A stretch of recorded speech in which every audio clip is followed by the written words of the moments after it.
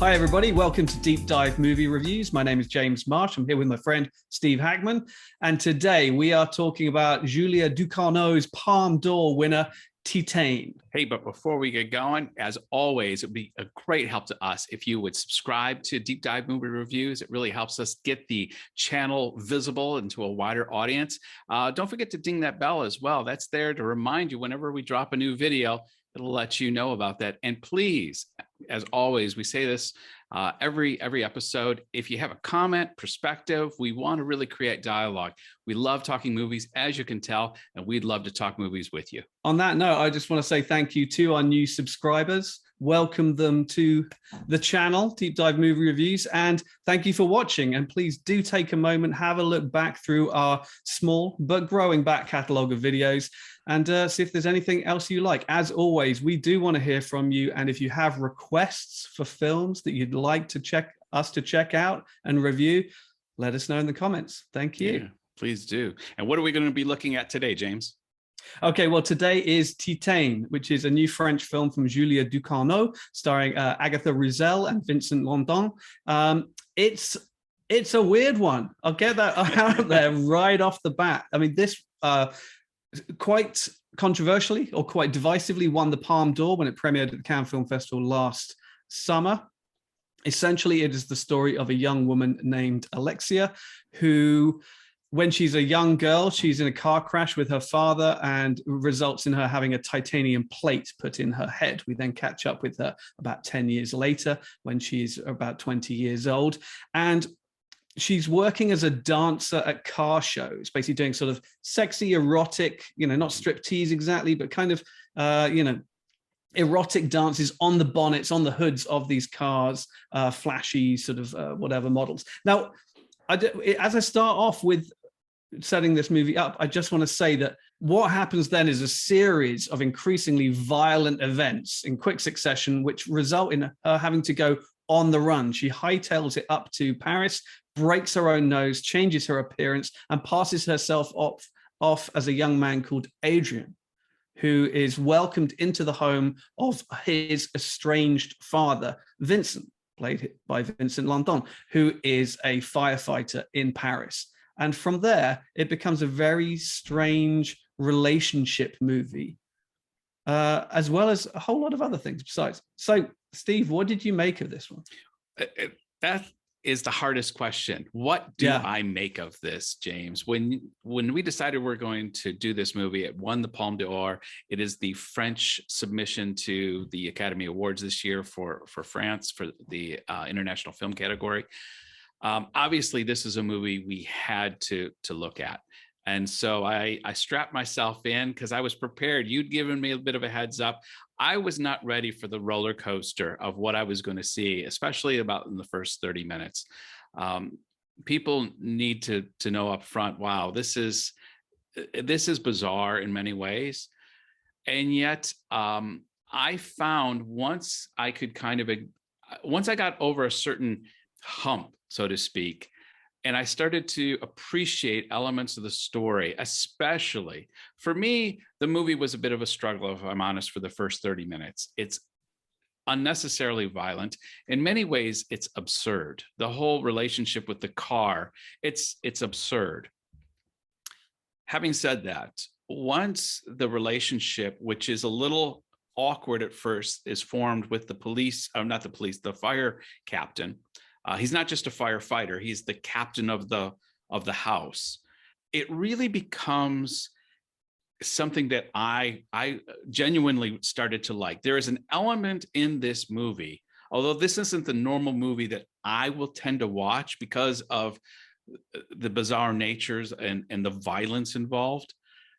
When it got into the areas of unconditional love, because the underlying theme that comes out of this movie is that even the most reprobate of society's citizens deserves unconditional love. And when given unconditional love, a humanization can occur, because there is this woman in many ways is dehumanized to the point is she has an intimate relationship with a car, which is quite absurd.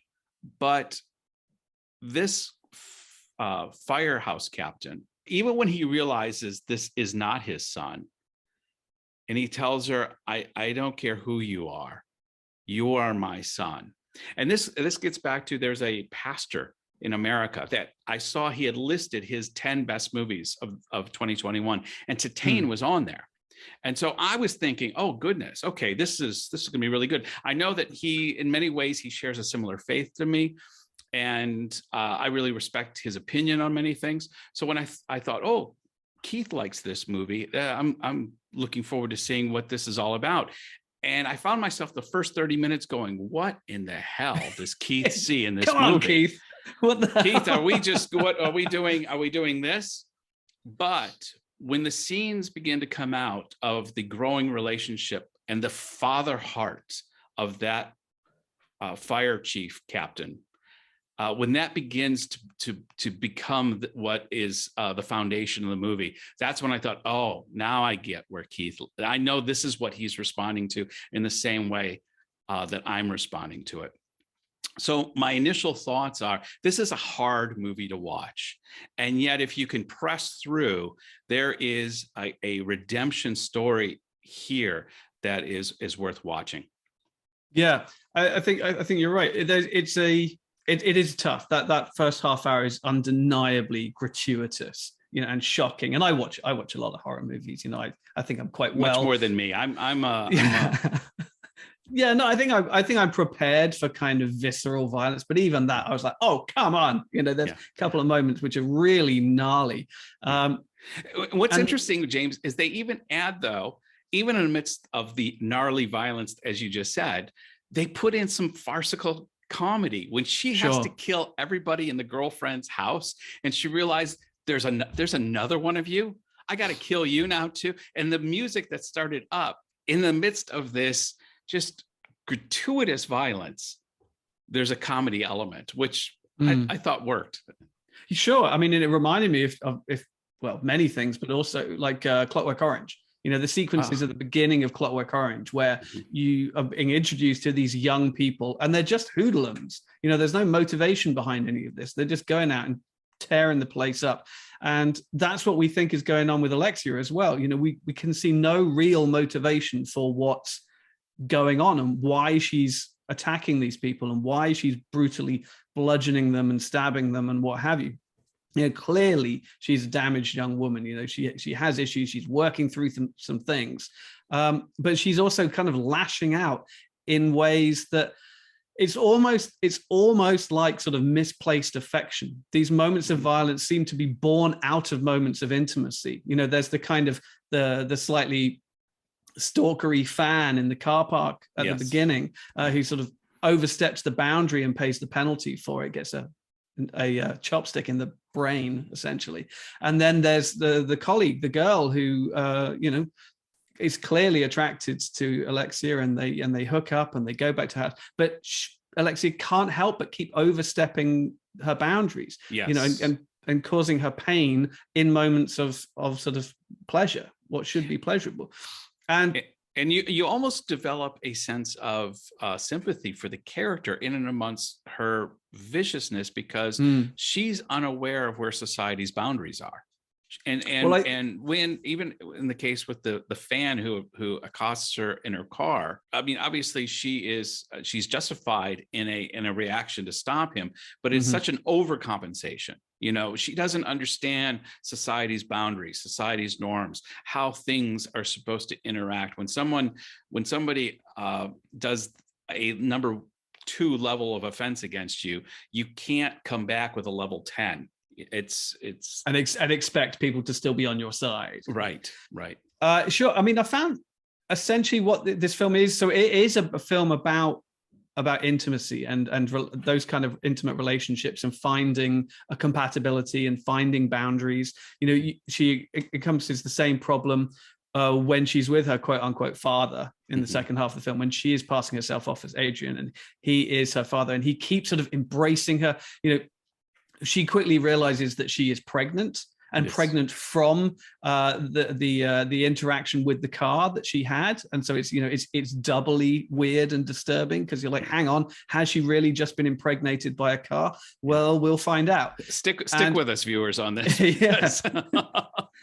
And it's causing, obviously, her body to change. And so that in turn provokes her to sort of bind up and hide her body. And her father keeps sort of overstepping the boundaries in moments of intimacy, which are clearly difficult for him, because he's this hyper masculine fire chief who's addicted to steroids and just pumps iron all the time to the point of passing out, essentially. And when he allows himself to show these moments of intimacy, they're almost too tender and too tactile. He throws her over his shoulder at one point in a moment of celebration, right on her bump.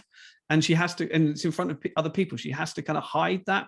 Yes. And so I think that on the one hand, the film is all about, finding your boundaries and working on intimacy, moments of intimacy. I mean, let's not forget that the film actually opens with an equally but very, very different sort of exchange between a father and daughter in the car, which raises the question, was it the crash that made her the way she is? Or was she already a bit weird and a bit strange and a bit disturbed?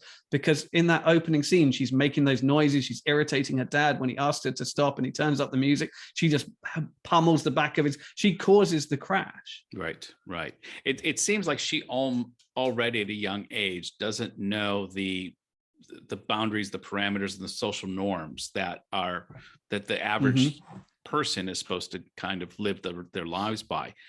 One of the critiques I would have, not so much critique as I would have done this differently, is at one point in the movie when she was still early in her pregnancy, because she was covering it a couple times, I thought, is she really pregnant, or does she think she's pregnant, but in reality she's not? And I would have had her increasingly have these visions of the lactating motor oil and things like that. But it's not real. This is all in her mind. This is part of her. This is the world that she lives in. This is how screwed up her head is. But in the real world, which she has to operate, she's just normal, and she's seeing things that are not there. Because often when I deal with people that have issues, for lack of a better word, they don't see reality correctly around them. That's usually the case, is people don't see reality correctly. And I thought this would have been a wonderful way of taking it to 11, of someone who is this violent, this disturbed, this socially reprehensible. And this is how she sees the world, where she has intimacy with a car and can actually have a baby with a car, when we know that can't happen. I don't mind when supernatural things occur or weird things happen, provided it stays within the rules that they've set for themselves. Sometimes in martial arts movies, I don't like when people can just kind of float through the air and do a kick, because people can't do that. Right. Physics doesn't allow it. But Trinity in the Matrix can do it, because we've established the rules in the Matrix. You can do it here because of this.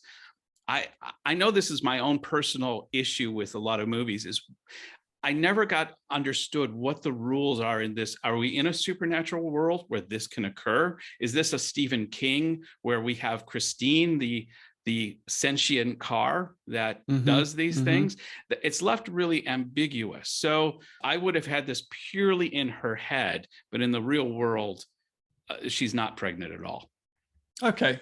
Yeah, I mean, I can't tell you what Julia Ducournau was trying to do, but I think that there is clearly an element of surrealism at work. There's clearly sort of allegory in play. There's clearly sort of imagery that goes far beyond the literal. And I think there comes a point I guess at the point where she realizes that she's been made pregnant by a car, where you have to kind of you let go of the literalness of the storytelling and go, okay, clearly she's going for something bigger than this. She's going for something a bit more of a conceptual.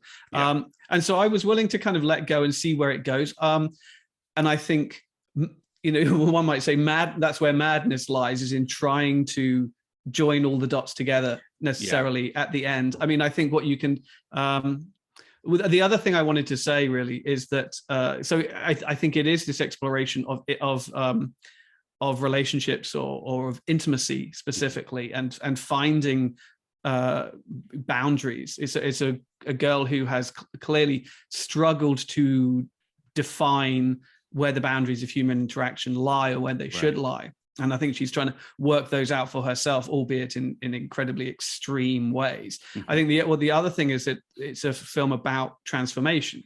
It's about personal, you know, she goes on a very sort of specific but very unique personal journey where her identity continues to evolve and continues to transform, you know, from the moment where she was no longer fully human, you know, where she is, to quote great sci-fi movies, you know, part machine now, you know. She's not RoboCop, but she has a metal plate in her head that makes her different in whatever way we want to interpret that.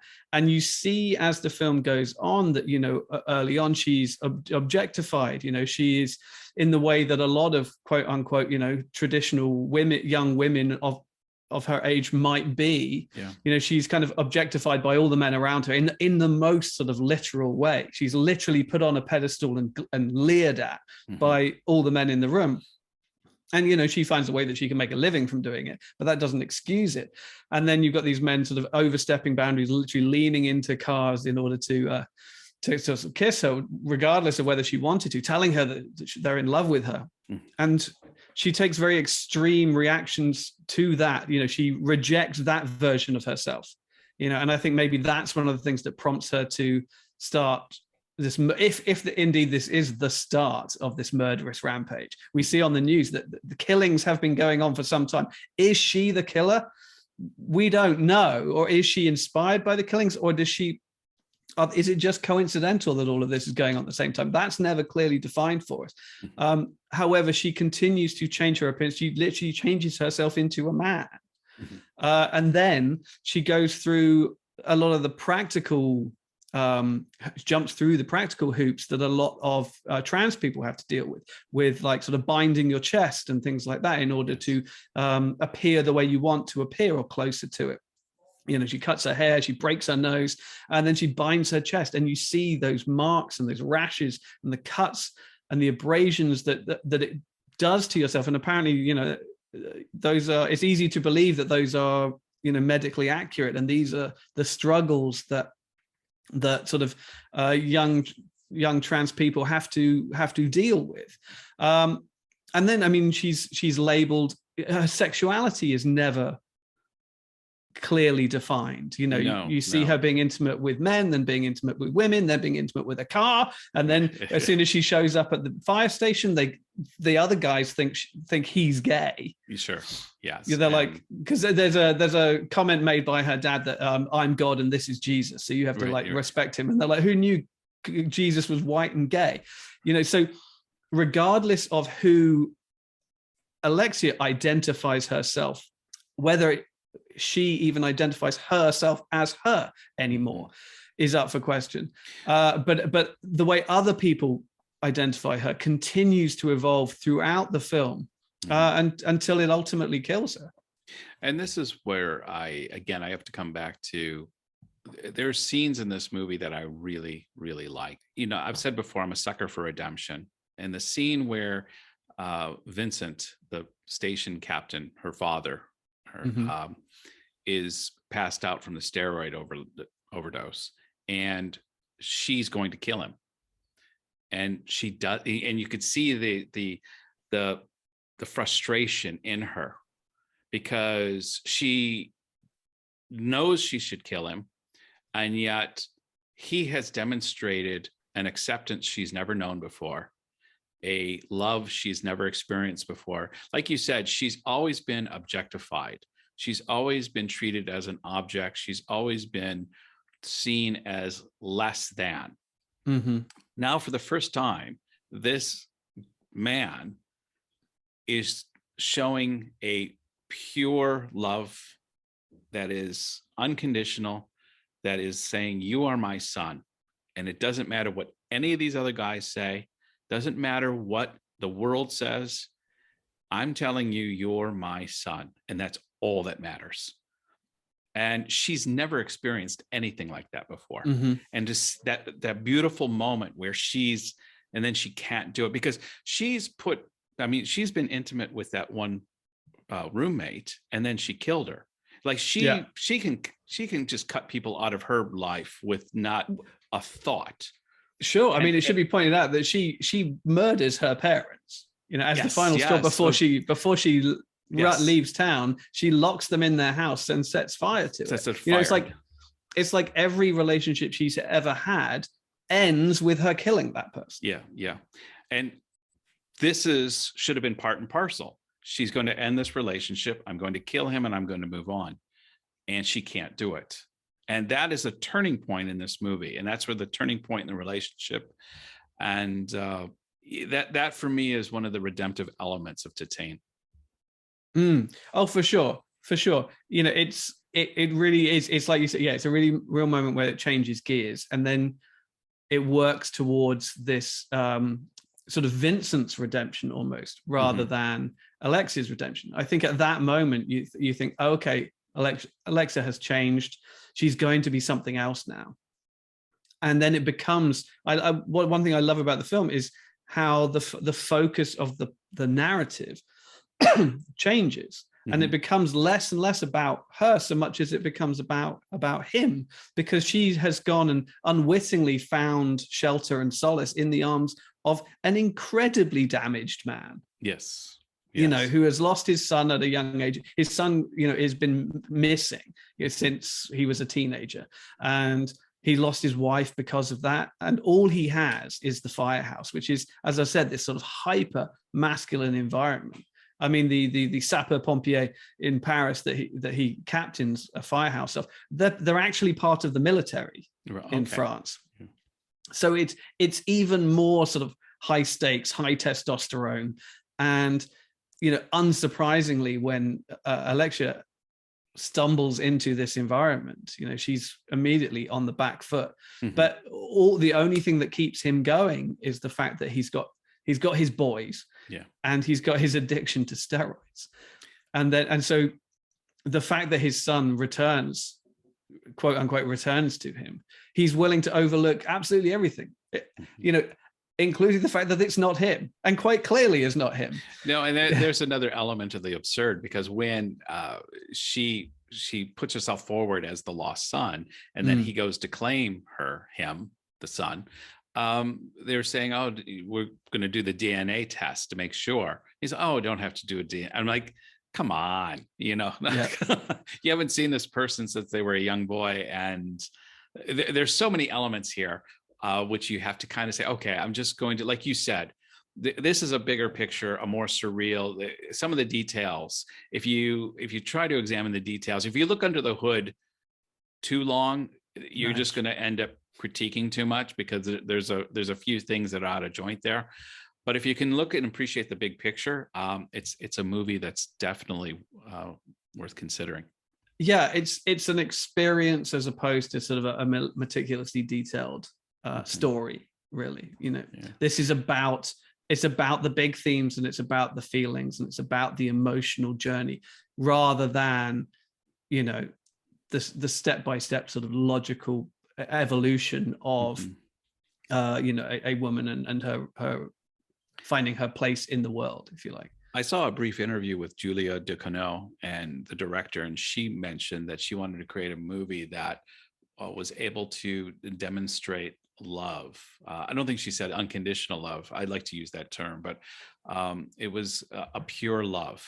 She wanted to show a movie that could, in the midst of all of this bizarre violence, as we've mentioned, there is this that ultimately love can break through, and that's really what happens, because the final scene is beautiful too. I mean, it's there is redemption even for the most reprobate in this film.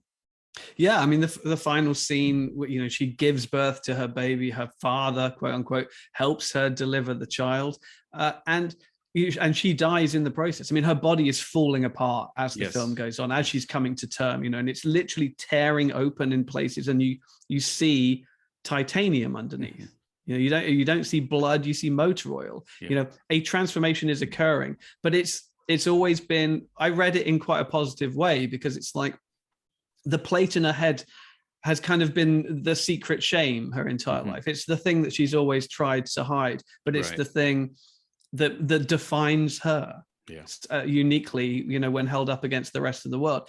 And so as she is coming to term, as she is giving birth, an event that is going to kill her, it's finally exposing her for who she really is. There are no more masks anymore.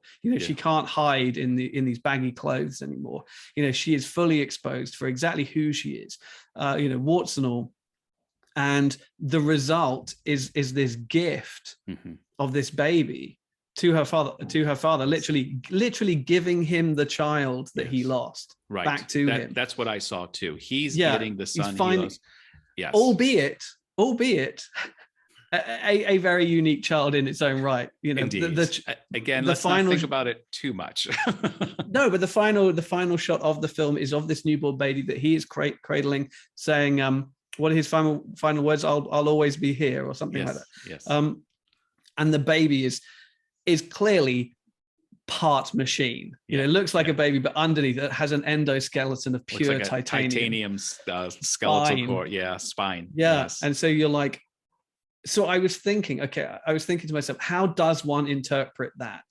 I mean, on the one hand, you can say, yes, he's finally got the baby, the child that he lost, returned to him, and there's no one around him is ever going to challenge him for that. This is his second chance. This is his chance to be, because you get the impression that the reason his son ran away is because he was a bad father.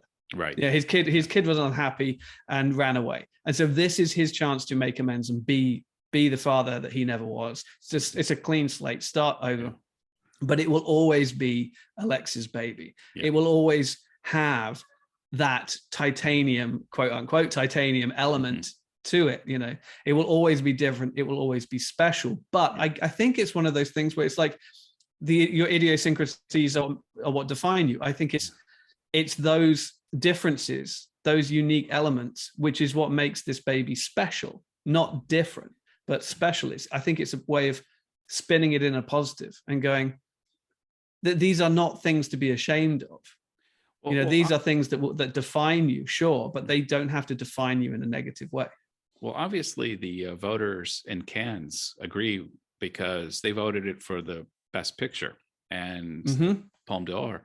And so there is a response that this film generates in critics. Yeah, because I think because it holds up these incredibly striking images and this incredibly sort of allegorical and sort of slightly surreal, symbolic story, and says, what do you make of this? Particularly at a time like this. And I think you have to look at how representative it is for sort of the pansexual community and for non-traditional sort of gender identifying people, seeing their daily struggles represented up on screen. It's almost feels like sort of a reconciliation between a father and a son after he came out or something like that, and your parents saying to you, you're my son and I still love you, but it's watching that actually happen and actually take place. I found that it was very representative of all of those struggles and all of those journeys. Well, and that's played out beautifully by Vincent, the father, when he finally discovers that she's a woman. And, in the same way, like a metaphor, I thought you were one gender and you're another gender. I thought you were my son, and now I'm seeing you're my daughter. The same thing is, I thought you were straight, and now I'm finding out you're gay. And he has a moment of a wobbly. It's just a moment where he is not quite sure how to deal with this, but then he quickly rights himself, and he reaffirms what he had said to her previously when he thought that she was his son.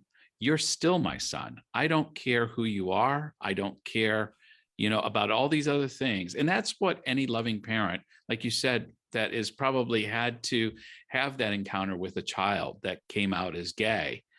And they have to decide, where am I going to be with this? And obviously we like to see, and as this movie affirms, you're still my child. I still love it's a you. very positive moment. Sure. Yeah. I mean, Yeah. it's not like if the child is trans and he's trying to say, no, you're still my son. You're not my daughter. You're still my son. He's not saying it that way. No, not at all. He's saying it in a very accepting and very way. I mean, there's one scene I really want to talk about, which is when, I mean, it's a big part of the story that Alexia, as Adrian, on arrival at the firehouse, is not accepted with open arms by everybody. And the rest of the firehouse are pretty hostile, either completely ignoring him or a kind of completely hostile. And it culminates in a kind of party sequence in the firehouse parking lot, when there's a kind of mosh pit going on and they're bouncing him around and they're not letting him get out of there,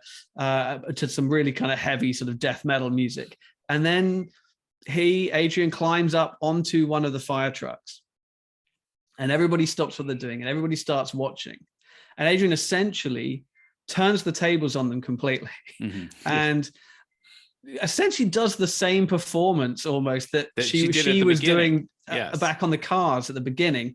And it completely weirds the guys out because at first they're like, oh, hey, he's getting up. He's finally going to do something. And then he does this super sexy dance that confuses the hell out of all of them. And you just see them really struggle with their own personal response to this. Because at the one hand, they're going, that's weird. On the other hand, I'm kind of getting turned on right now, but that's a guy. But we also kind of always thought he was gay, but we kind of always suspected it was a woman as well. And no one reacts. No, they don't. Verbally or physically. Yeah. There's no like violent altercation. Yeah. They just feel increasingly uncomfortable. And then the dad walks in, he's about to get angry, and then he kind of feels the same way. And then he just turns around and walks out, and that's the end of it. Because she sees he's arrived and doesn't stop. Yeah. She keeps it. She like locks eyes with him and keeps doing this. Essentially a sort of stripper show, stripper dance, but without taking any pleasure. It was pretty. It's a really sort of, it's a great sort of power move, I thought. Yeah. You know? It was him standing there and going, this is who I am. I'm not going to define who I am for you, but I'm showing you who I am. It's for you to deal with. And that's what happened at that moment, where it's like, you keep accepting me. You keep accepting me. Can you accept this? You accept me when you think I'm this, but will you still accept me if I'm that? Right. And again, he has his wobbly for a moment, but then he says, yes, I will. Yeah. And I think that's why the sort of the finale of the film is so cathartic and is so redemptive and is so sort of affirming and positive at the end of the day. Yeah. You know, you've been through so much, you know, and it was so shocking and it was so violent in its opening act. But I think in hindsight, I think you look at that and that's her inner turmoil just erupting onto the surface, you know, in the most unexpected moments and just lashing out on whoever is around her, you know, and it's the people who quote unquote are closest to her that bear the brunt of it because they are literally, you know, in the closest proximity to her when it happens. Yeah. And so I think it goes some way to recontextualizing, if not,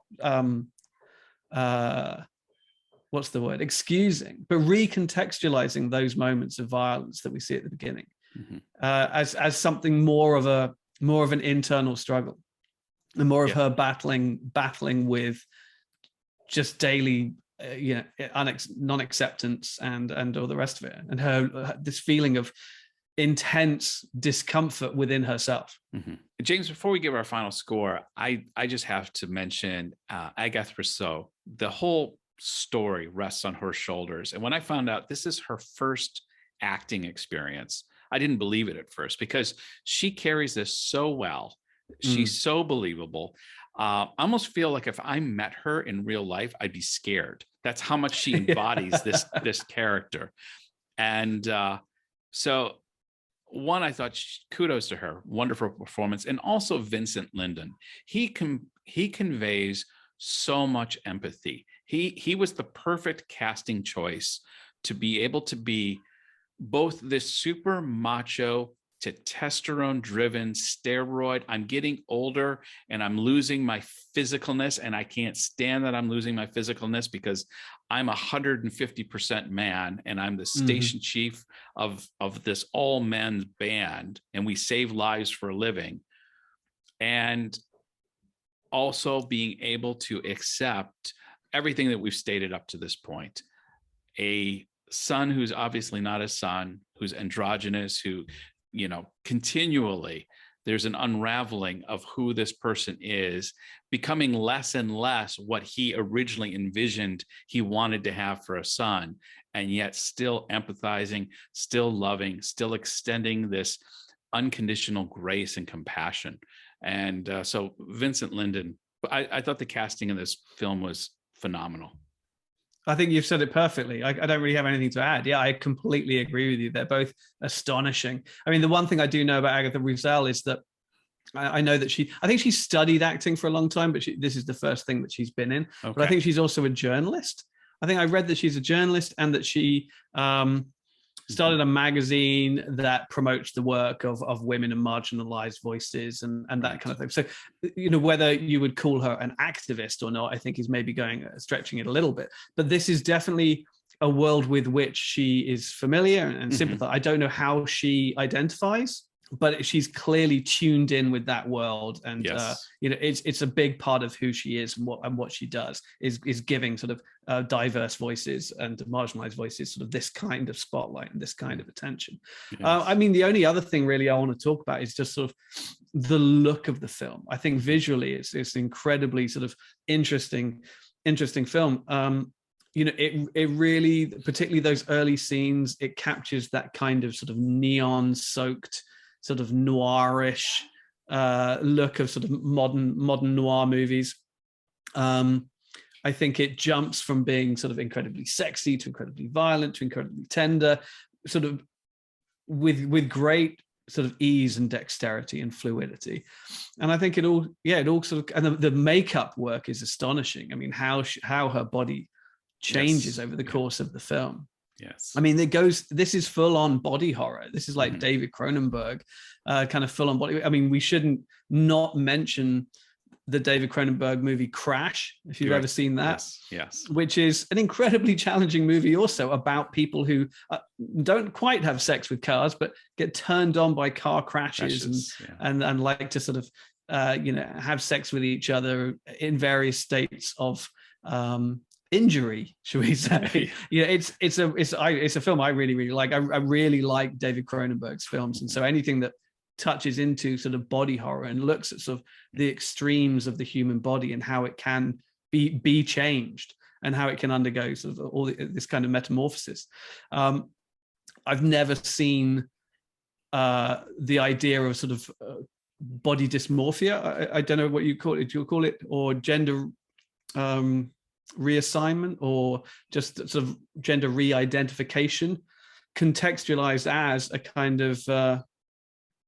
kind of body horror movie, and so for me that was kind of, whoa, it kind of ticked that hardcore horror box for me, even though you very quickly realize, oh, this is a film about something completely different, about something a lot more, even if it leaves it for a large part up to you to determine exactly what that is. So what would you give it as a score then? How many titanium plates are we going to give? I'm going to give this 4 titanium plates out of 5. I think it's visceral, it's beautiful, it's challenging, it's unexpected, it's unique. I'm amused by a comment you made earlier, which is, this isn't the way I would do it. And I think this is the way nobody else would do it. And I think that's one of the film's greatest strengths. I mean, this is only the second film from an incredible new voice in cinema. Her first movie is called Raw. You should definitely check that out as well. So I mean, it's certainly not a film for everybody. Yeah. It's hard work, and it's right up front with the tough stuff. which is surprising. Normally films build to this kind of stuff, but incredibly, this film builds to its most tender and beautiful stuff. Yes. Yes. But what's up there is pretty special. So yes, 4 titanium plates out of 5 for me. We're on the same page again. I have to give the caveat. I'm not like you. I'm not interested by and large in body horror movies. You're more interested in horror movies than I am. Having said that, and I got to be upfront, this is not the normal movie that I would recommend, except for it has those elements that we've described. And you just said it perfectly, so I won't add much other than to say I give it 4 titanium plates too. But if you're not given to this type of film, if visceral violence, if sadistic violence, and a lot of bizarre experiences in a film are not your cup of tea, this might not be the movie for you. But if you can push through some of those elements, there is a diamond that's in that rough. Beautifully said. So Titane, we both give it 4 titanium plates. Go see it. Until next week, James. Take care. Goodbye.